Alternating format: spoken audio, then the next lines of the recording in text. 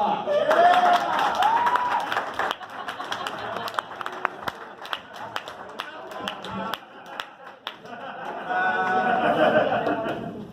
are any of you guys into dark comedy? Right.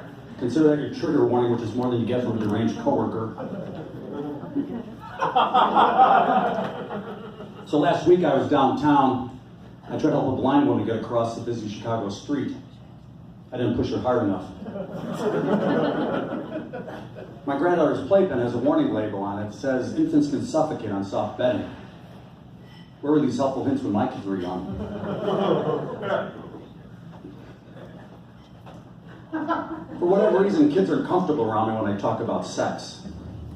I don't know if it's the candy, or it's just the two of us alone at the park. A friend of mine died this weekend. He had a heart attack because he was going to go skydiving. The good news is all his worrying about the parachute not working was for nothing. I read about a shark attack which resulted in the victim's legs having to be amputated. It's got to be tough to come to grips that you're half the person you used to be. Last time I bought some Sudafed, the pharmacist asked me, he said, "You want brand or generic?" I asked if it was going to affect the quality of the meth I was trying to make. I've been trying to lose weight. I'd like to get back to the point where I can comfortably wear my wife's underwear again. Someone posted on Facebook that a dog can die in 6 minutes when left in a hot car. That's not bad, but what if I don't have that kind of time? I literally love you people right now.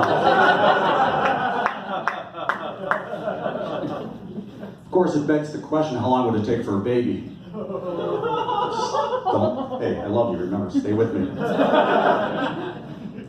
Based on the kid I saw at the promenade, they're good for at least 10 minutes. After that, I got bored and I walked away. Now, some people like to think about life's deep questions, like if a tree falls in a forest and no one's there to hear it, does it make a sound?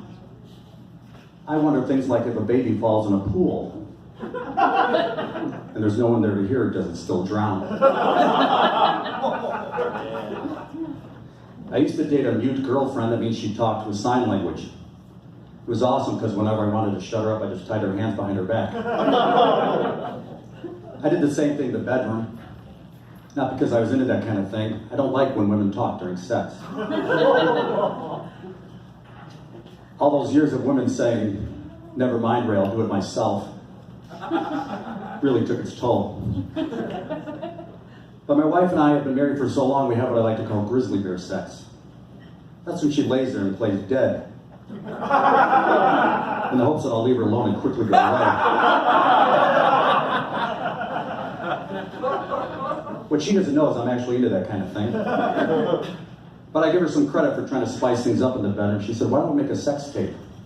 I was on board, till she insisted that I use a stunt double. My wife and I have 3 grown children, or as I like to think of them as living proof that herpes isn't the only thing you can't get rid of. And looking back, I wish I would have raised my children cage-free. But in my defense, that wasn't that big a deal back then. Just like when I was born, abortion was not legal. But I give my mom credit for trying. To this day, I'm still not comfortable around hangers. And we all know parents aren't supposed to show favorites amongst their kids. But when I was young, I got mixed messages. My parents said, "Ray, why can't you be more like your brother?" Doesn't sound that bad. But he died shortly after he was born. After all these years, people still ask me, "Ray, was it tough to be a pallbearer at your girlfriend's funeral?" Not nearly as hard as was to convince the police her death was an accident. But I'm not going to lie, another one of my girlfriends died. That really tested my faith. It took so long I questioned whether God was ever going to answer my prayers. Okay. Last one. A couple weeks ago, I did one of the hardest things I ever had to do in my life. I was a pallbearer for a friend's young son. As hard as it was, I figured it was the least I could do. Considering I was the guy who didn't see the kid when I was backing out of the driveway. That's my time, thank